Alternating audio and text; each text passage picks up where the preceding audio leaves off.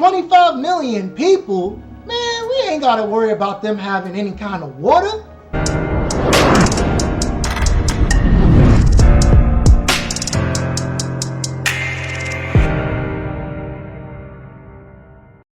Hey guys, welcome to the temple. My name is Monk Luigi, and thank you all for tuning in. So today, as you saw by the thumbnail, we're going back over Lake Meade and Hoover Dam because some new numbers just dropped and came out 2 days ago. Okay, so we're just gonna jump right into this article because this one's a little bit longer, so I'm gonna try to skim through it as fast as we can. So let's get into this. Then after that, I'm gonna go ahead and give you my thoughts from the scrolls on what we should do going forward. Boom. Alright, so the shocking numbers behind the Lake Meade drought crisis by Rachel Ramirez, updated June 17th around 7:52 in the morning. This is a CNN article, so this is becoming something very, very important.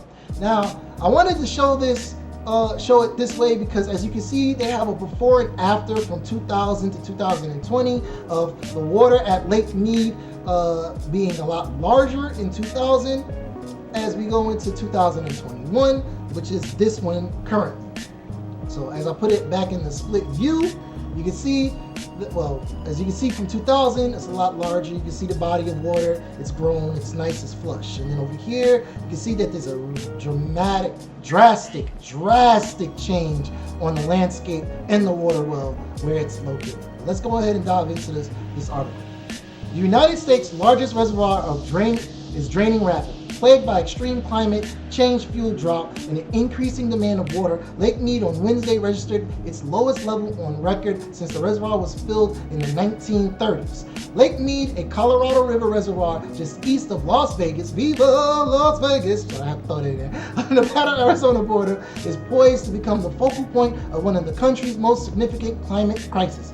Water shortages in the West, millions of people will be affected in the coming years and decades by the Colorado River shortage alone. Researchers say with some being forced to make painful water cuts. It's not a threat on the horizon. New projections show the first ever water shortage along the Colorado River is all but certain to be declared later this year. As you know, right now we're still fighting COVID, so this water shortage is not the biggest thing on the radar currently because we have a global crisis versus a national crisis, but we're keeping it going.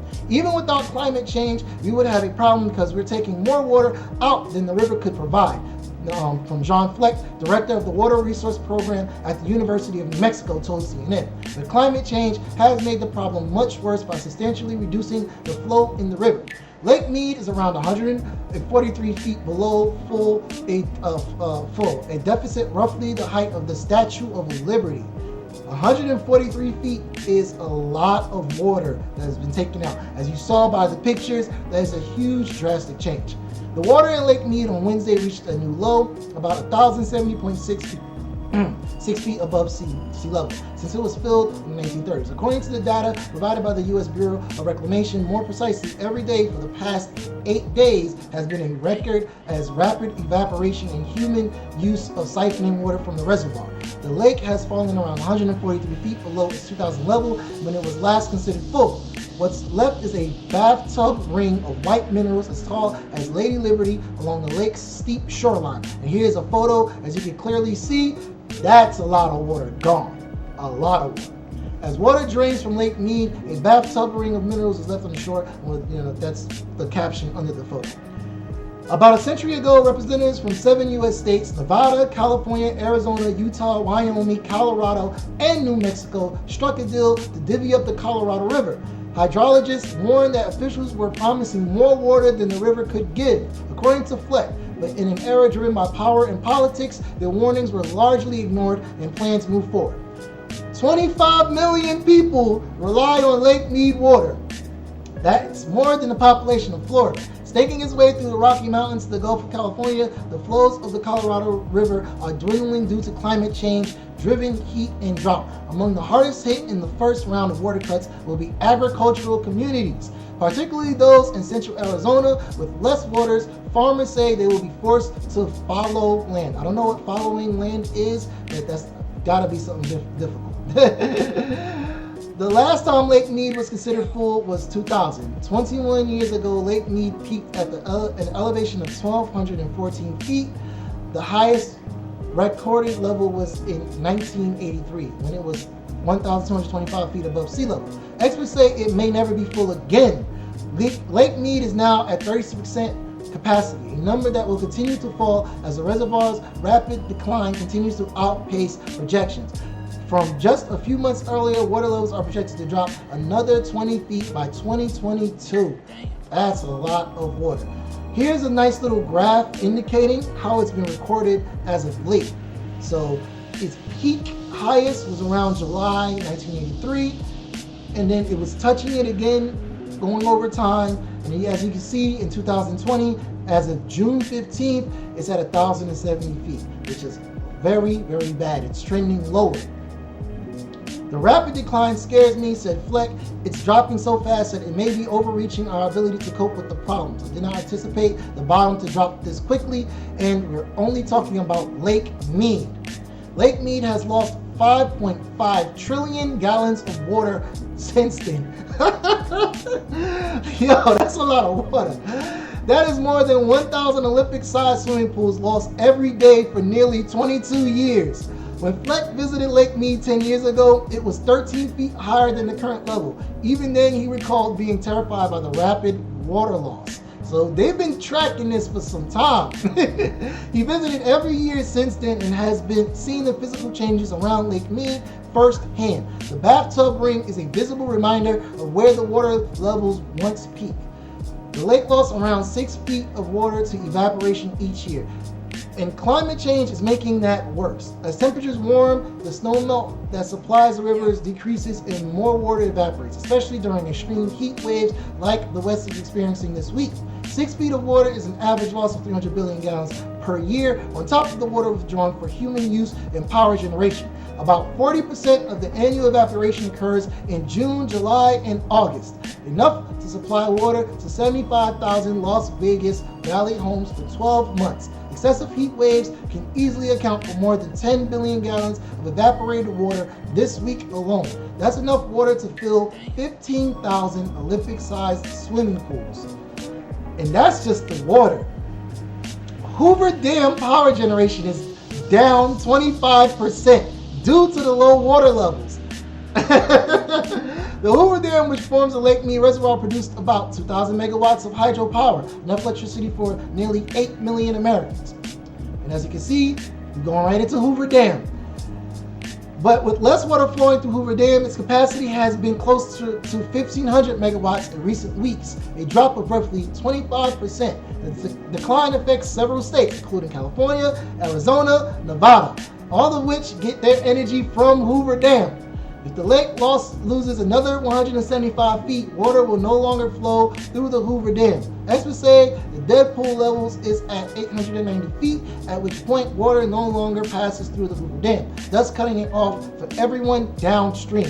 What we need to do is recognize the science behind this reality and that this does not get better. Fleck said, we are all going to have to deal with less and collaborate on a new set of numbers that reflects the reality of science today. 90% of Las Vegas water comes from Lake Meade. Las Vegas has been preparing for the worst case scenario for years. The city draws water from 2 underwater intake structures near the western shores of the lake, but they are becoming unusable as the water levels drops beneath them. Also, if you're not sure from the other videos that I did as well, majority of the water that we consume is from surface water. Probably throw that map somewhere over here. Here. In 2015, the city built another intake, also known as the Third Straw, as a last-ditch effort to keep Lake Meade's water flowing. The more than $800 million structure is essentially a 3-mile-long tunnel that would suck water directly from the bottom of Lake Meade. There's a risk when water managers cling to the hope of a big snowpack bailing us out, Fleck said. We need to recognize that there's going to be less water to work with. And that's the end of this article. Wow. Wow, wow, wow. A lot of numbers and information to digest. Mr. Fleck is fighting currently in the governors of Mexico to try to get water conservation and also to make climate change a lot more visible to the state senators and the mayors and the governors to hopefully get something done for this. And again, COVID is the number one priority currently because that's global, it's a global thing. But water, I would say, is right up there. If I'm not mistaken, you can only live for about a good 5 to 6 days on dehydrated without any water, maybe less than that, because water is essential for everything. So, my thoughts, what I think that we should do going forward. Now, in the previous video, I also threw up that the weather with the meteorologist website, it indicated that we are still in we got out of La Nina and we're in neutral, EMS neutral.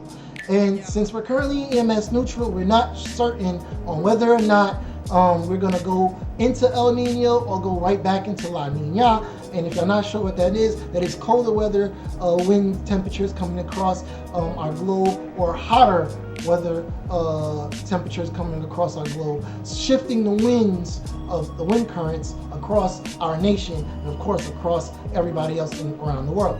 Now, we're still monitoring that, but also, if people aren't aware, our ozone layer did close up as well, which I'll probably throw up the photo here somewhere to indicate, showing that we are coming back to some type of stability. Not saying that global warming and climate change is not a problem currently facing everyone on this planet, but we're coming to some neutrality.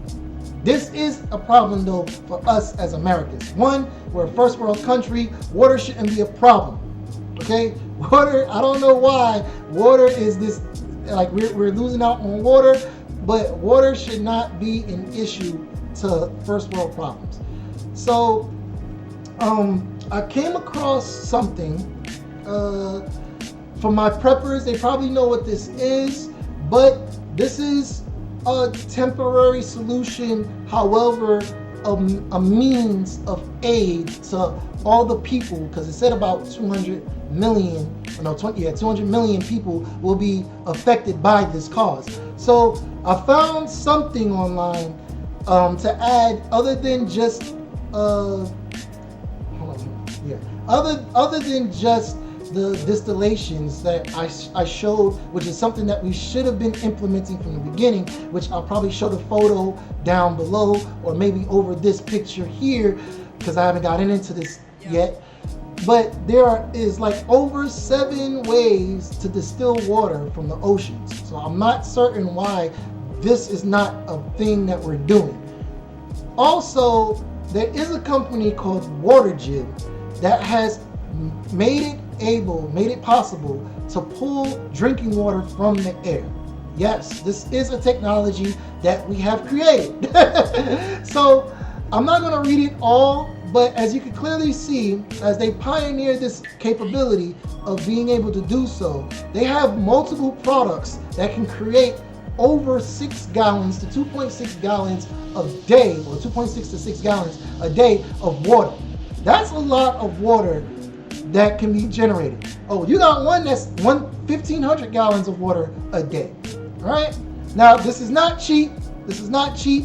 I think like the cheapest one was about $1,400, and then the more expensive ones were like $3,800, 60 something, depending on which product you're trying to get, right? So, needless to say, this is something that we should look into, okay? Like, this technology should be incorporated, since we're first world, since we're concerned about global, climate change.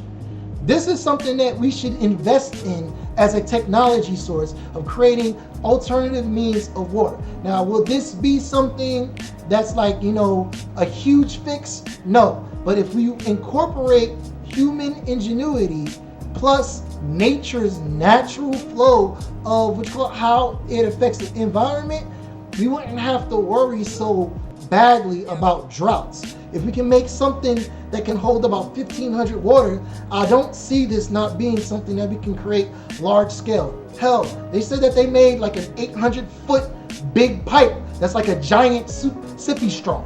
So if they can create that to drain more from Lake Meade, I don't understand why we don't have the ability and the finance, because they put like $800 million in creating a sippy straw to create a water gen technology that could take more moisture from the skies, especially since the moisture is not maneuvering over the west coast of our country so efficiently, to make a bigger machine to go ahead and effectively, deter the droughts and to create more water during the drying seasons, which is around June, July, and August. But that's just what I think. Maybe I'm off base. Maybe it's just not possible for us to create this type of technology from WaterGen as a possible means of, creating an alternate source of water. Maybe using distillation techniques is just inconceivable to use as a country where you literally have large bodies of ocean water, and we have 7 techniques of distillation at our hands, and we're not using any of them but constructing crazy sippy straws just to go ahead and cartel water and drain more from our lakes. I just find that funny to me. Also, I'm sorry, I was going to end it, but another thought came to my mind. They say that it's going to only be 200 million people that's going to be affected by this. I would argue this will be a national problem due to the fact that they said in the article that agriculture will be impacted. And if y'all not aware about these 7 states and how much stuff that they give to us, let me put y'all on game. So we're going to switch over here to this, because I pulled some articles. I was trying to figure out what types of crops do each of these states provide to America. And there are a lot of crops that come from New Mexico. As you can see here, we got pecans, chili peppers, hay, dryland crops, Colorado crops. They got wheat, corn, hay, beans, grains, some fruit crops like apples. Wyoming, they bring $65 million of revenue in wheat, beans, barley, and hay. Utah, the largest crop of grown feed, beef, and dairy cattle.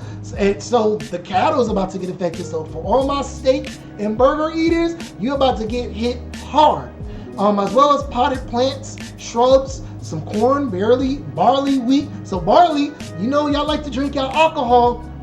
That's going to go up. Leads in fruits, apples, cherries in Utah, Arizona. Leafy greens, cabbages, dates, melons, lemons, oranges, apples, potatoes. That's a lot of crops. Nevada, alfalfa seeds.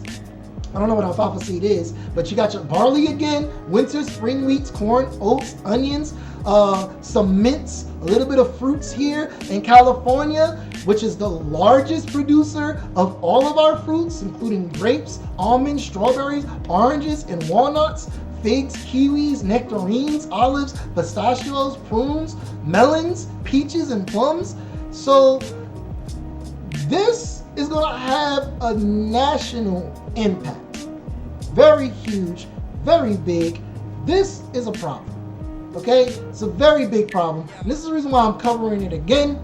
Again, I think that the alternative means that I brought up initially, whether it be the distillation processes, and we start getting to work on making machines that can utilize the ocean water, distill it to a way where it's fresh water, and then we can distribute it out through the states accordingly for the west side during the warming summers, or we can go ahead and use that water gen, invest money into that technology, so that way we can go ahead and use the water from the sky when it hasn't condensed to rainwater over the west coast. That's just what I believe we can do coming from my scopes. But hey, I could be wrong. I can be completely off base. Maybe I'm hitting this one and it's coming to a short stop. Or maybe, just maybe, I'm knocking this one out of the park. Either way, please like, share, subscribe, comment down below, and remember always, my name is Monk Luigi, and this L is for you.